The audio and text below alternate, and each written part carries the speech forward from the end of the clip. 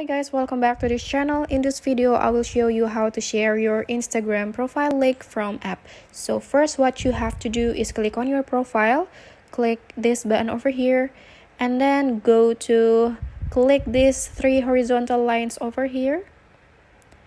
And you can go to QR code to show your QR code and your link. And to share your profile, you can click on this button. Click on this share profile button over here. Or you can also copy link and then paste it to another app. So I'm going to choose share profile and share it to a contact in WhatsApp. So your link will be displayed like this. You can add your text. I'm going to add a text like this.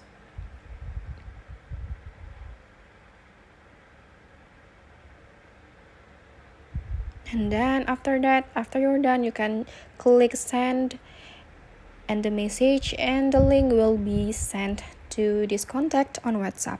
So that's how you share your Instagram profile link from the app. Thank you guys for watching. If you find this tutorial helpful, remember to like this video and subscribe to this channel. And I will see you guys in another tutorial from this channel. Goodbye.